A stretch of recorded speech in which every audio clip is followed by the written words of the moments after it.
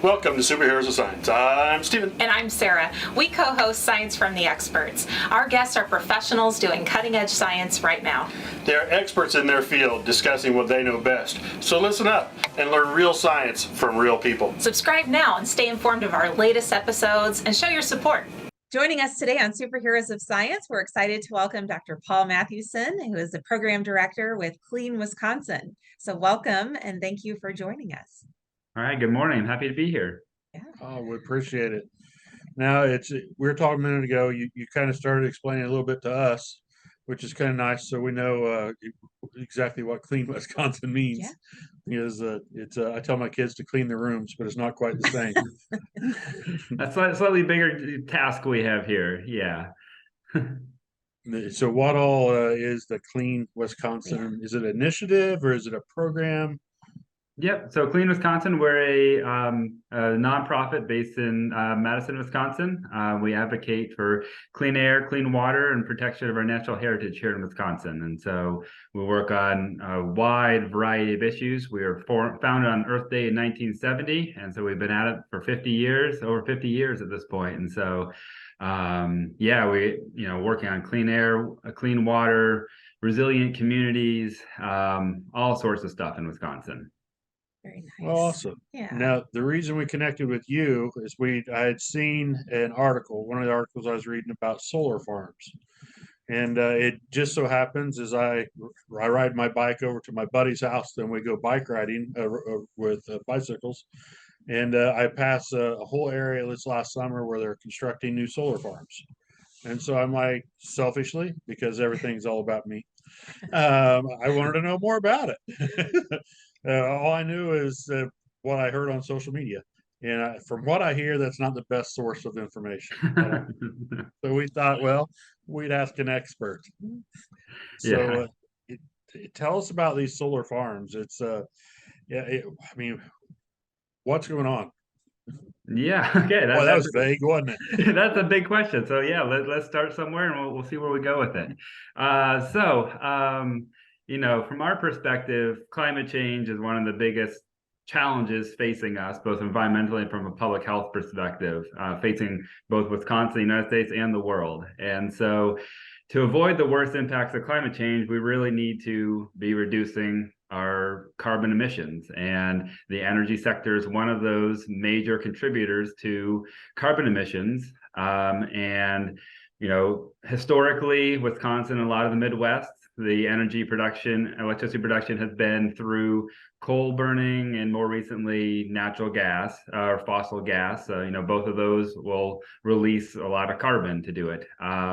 So alternatively, what we call renewable energy sources that minimize that carbon. If you're talking like a biomass burning, the carbon accounting is a little smushy there, but things like wind and solar, when you're generating electricity with wind and solar, you're not producing carbon or any of the other air pollutants of public health concern, like particulate matter and nitrogen oxides that come with coal or natural gas burning. So in the past decade or so, I would say various states have put together standards for how much of their energy production portfolio comes from renewable energy sources. Now, who in the state does that? I think it varies by state. I think here our Public Service Commission puts together a standard, and then there's also like a governors will put together ambitious goals. Like in Wisconsin, we have an executive order from our current governor, Governor Evers, to be carbon free by 2050 in terms of our electricity production. Oh, really? So, various states have goals.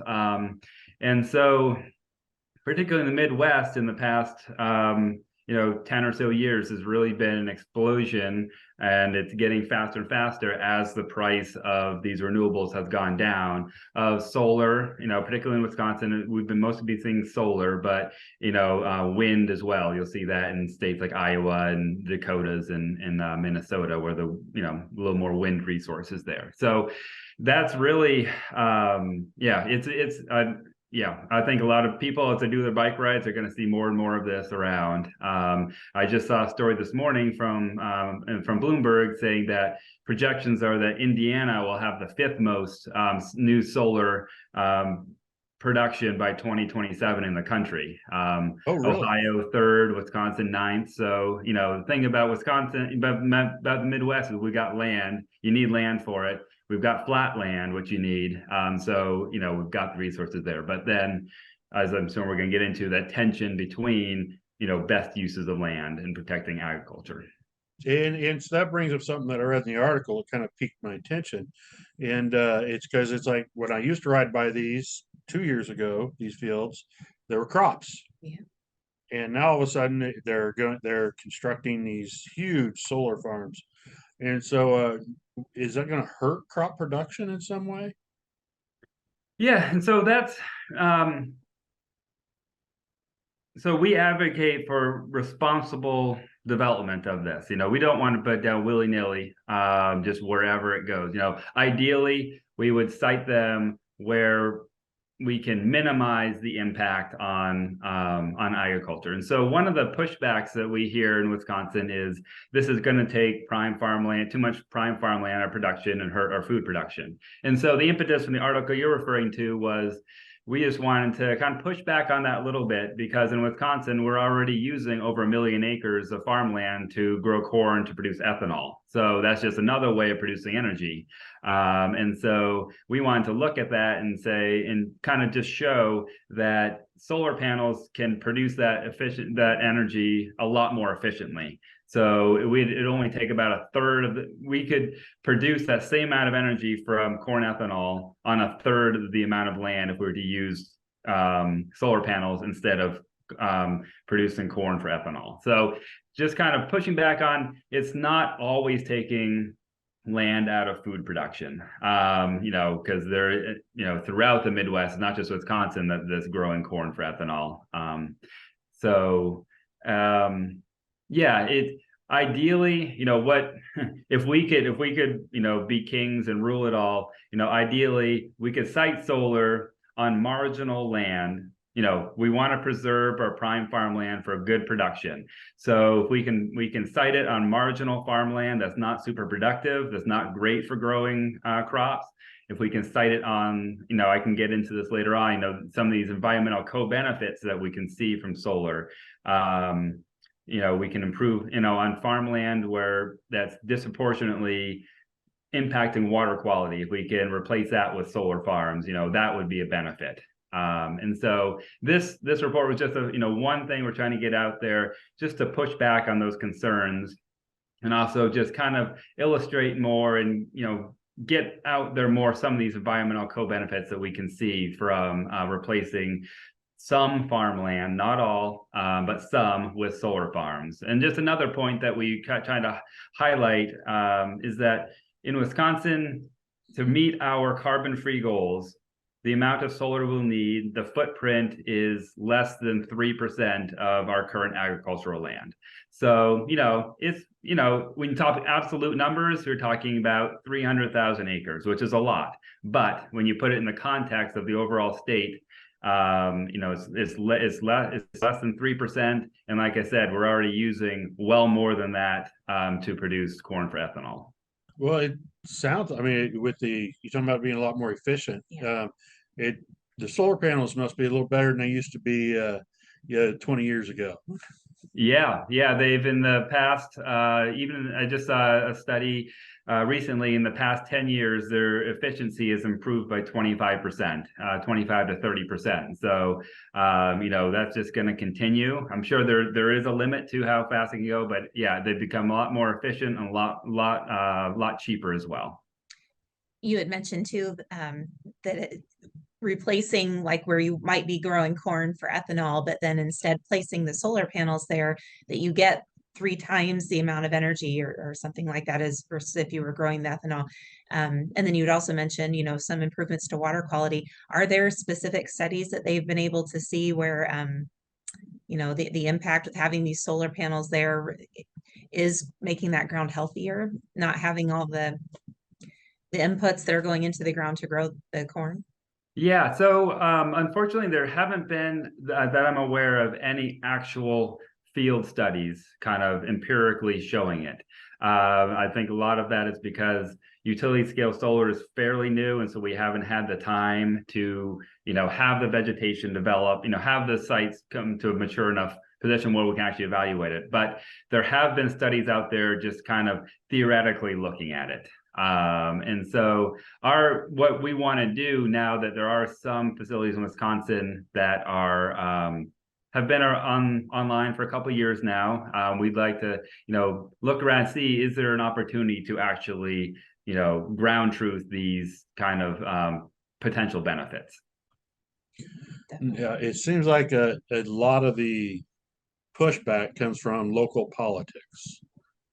Is it more of a local politic that is the issue when installing or trying to install these fields of solar panels than other things?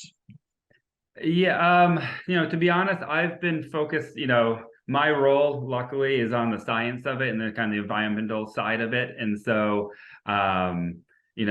understanding the dynamics, I can't really speak to that. I definitely understand how, visually, as you mentioned, biking by, instead of biking by a green cornfield, it'll be a solar facility. And I don't know where it's, where the relative, pushback is coming. Is it a local politician thing? Is it neighbors? Where is it coming from exactly?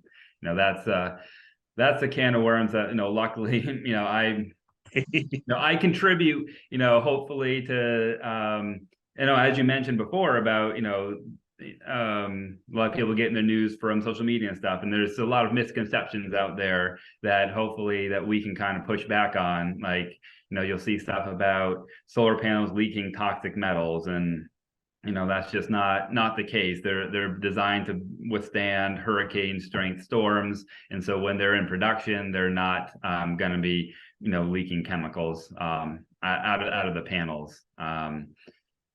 In most circumstances, obviously there can be natural disasters, and that's a different story, but on a day-to-day basis. And so what we try to do from my perspective as a science program director is to provide the science to help understand these benefits and how it provides, from our perspective, a net positive benefit to from an environmental perspective when you can replace some of these row crop agriculture, and kind of explain and kind of put out there the downsides of a cornfield. It looks great, but there are definite downsides that tangibly impact the environment and public health, and so you can address some of those with this replacement. Looking at the energy that's produced, would typically the energy coming from a solar panel, does it go right back to kind of that area where the solar panel is being collected, or how does that energy distribution work? Yeah, so once those electrons get on the grid, they can go all over. So these utility scale ones, they are they're plugged into the grid, and so they will be distributed throughout the region. And so when you have the distributed generation, the smaller facility, the smaller things like on a rooftop, those ones will stay local. Those ones are going to be staying local. Sometimes they are. That's a tough question because, again, it depends on how it's set up. Sometimes it goes directly there, they'll have a battery set up and keep it there. Sometimes it's just, plugged into the grid. So it all depends how it gets set up. But generally, I wouldn't say, especially with these utility scale ones, that it's local, that the energy is local, stays local. Once it gets on the grid, it's distributed throughout. I see. Mm-hmm.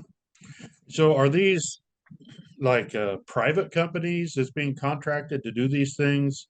Who's putting these things in?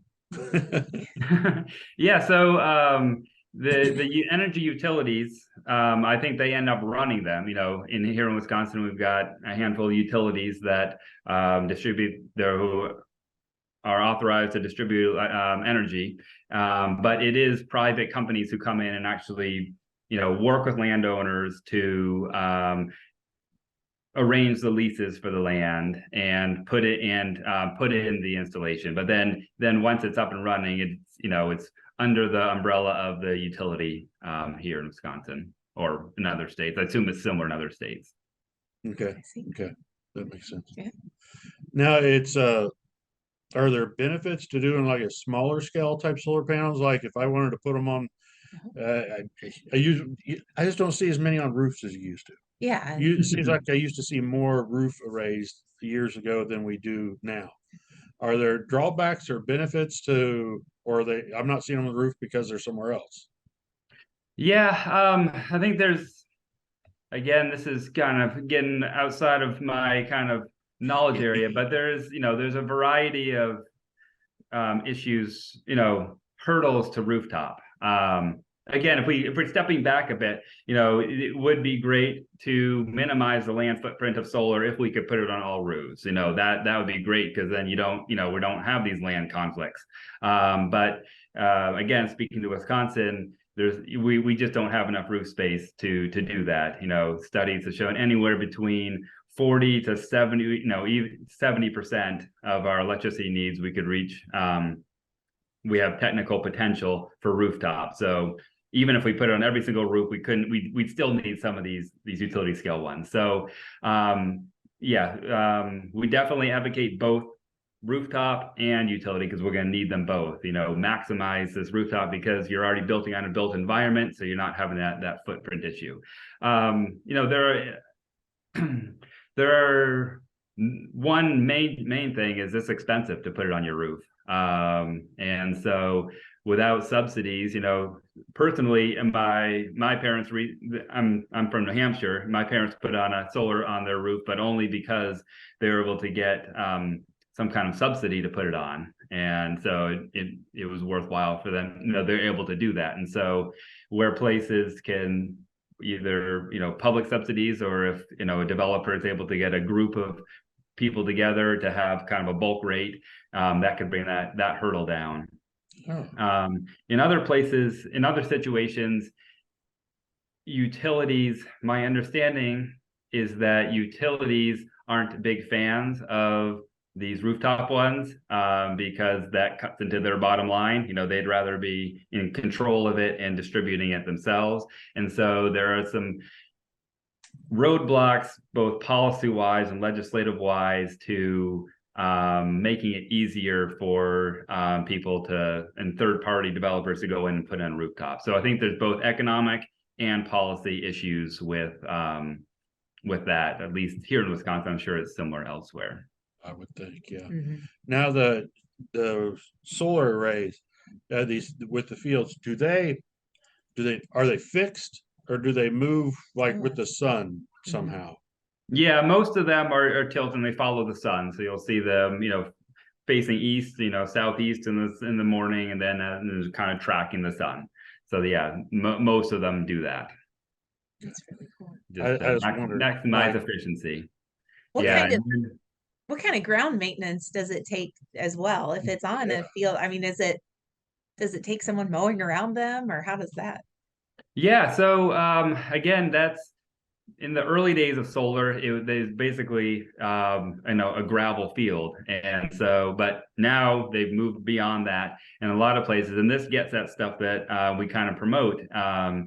With the vegetation, with appropriate vegetation management, a lot of places are now, they are putting permanent grass underneath, and then around the margins putting in pollinator habitat, flowering plants and things like that, because pollinators like bees and butterflies have been on the decline in recent years. And so this is a way that we can, provide some habitat for them.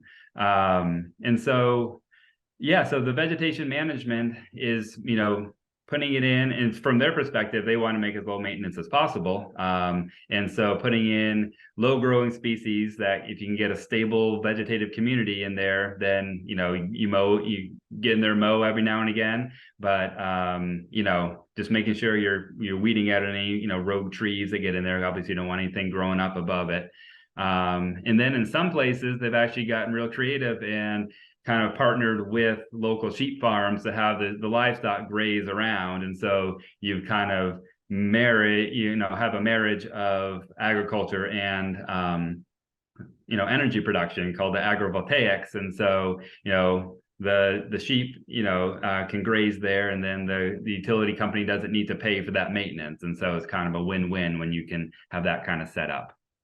That's awesome. Yeah, that's cool. That's a really, you said agrovoltaics. Agrovoltaics, and they tried it with goats too, but goats are a little more curious and a little more adventurous, and they jump up on the panels with their hooves. I've seen goats jump. Yeah, and they're a little more indiscriminate, and they'll chew the wires. Sheep are more suited for it.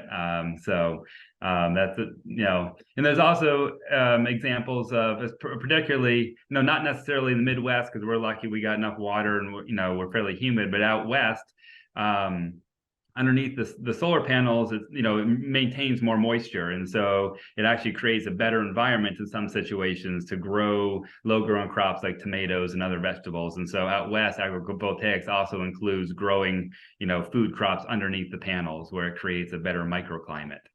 Oh, Wow. well, that's creative. That is, yeah. That's creative. I like that. Seems like the biggest thing seems to be politics to me for things like this, and but it's, I mean, the idea behind it, being able to harvest our energy from the sun, I think it's kind of something everybody wants, but like half people don't want them beside them for some reason, which I don't understand that personally, but you surround my house with them, I'd be all right. Yeah, and again, I think if we can, highlight, again, push them to be doing it, push the utilities to be doing it in an environmental responsible manner, and I think, hopefully we can make them, be attractive, not just these industrial wastelands. And so, like, when you can have the perimeters, and we can have a full grassland underneath and a perimeter of pollinator habitat, I think maybe some of these concerns about it just being an industrial facility could be allayed a little bit. Yeah, I think that would be really neat. Yeah. What's another myth? I was getting ready to let you go, but I like the fact that you talked about, I'd never heard of people saying, "Oh, chemicals are going to leak from that." Yeah, I'd not I heard had that never either. heard from that. Man, it's a solar panel. Yeah. But Do you have others that are like kind of now I prolific? want to know. Yeah. Yeah, I think, from environmental perspective, that we hear a lot about, mostly what we hear about is just it's going to impact the environment. They'll that argument comes up, and that's where we really push back and say, hey, ultimately, I think it's going to be better for the environment. There's water quality issues associated with typical row crop agriculture. You have the nitrogen inputs that are getting down into the groundwater here. Nitrate is our number one groundwater contaminant. 90% of that's coming from farm fields. And so if we can take some land off and not be adding those nitrates to it, then those nitrates aren't getting into groundwater anymore. And similarly, a lot of our streams are for our waterways. The number one pollutant is phosphorus and sediment, and so again, agriculture is a big contributor to that. And so when the land is disturbed, when it's bare for portions of the year, that gives it opportunities to run off. But when you have a solar farm with a permanent, a perennial vegetation underneath it that's going to hold the soil, it doesn't require those inputs. And from our calculations and other calculations that we've seen, that it's going to reduce sediment and phosphorus runoff by 70 to 90%. And so you're getting these big reductions in the amount of water pollution coming off of this footprint that was formerly agricultural land. And the other thing that we try to emphasize too is that we're losing lots of farmland every year to exurban sprawl, so to development. And once that farmland is converted to a shopping mall or to houses, it's done forever. It's not going back.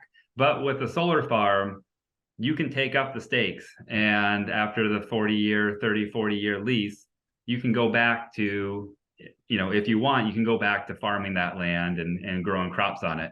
And likely the soil will be healthier and more productive when it's had that opportunity to rest, build organic matter in those 40 years. And so it's,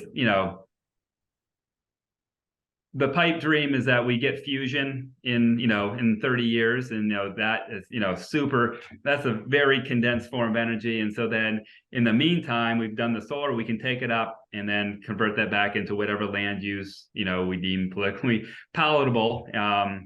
And so, I think just the main thing is we need to be moving fast away from this fossil fuel burning in order to avoid the worst impact of climate change. Solar is not perfect, but it's got a lot of benefits over what we have. And I think there can be a reasonable balance of land use in terms of still keeping our best farmland in production while still having this renewable energy source. Very good. That's very well said. Yeah. That's it was. Yeah. I got nothing after that. I don't either. Yeah, Yeah.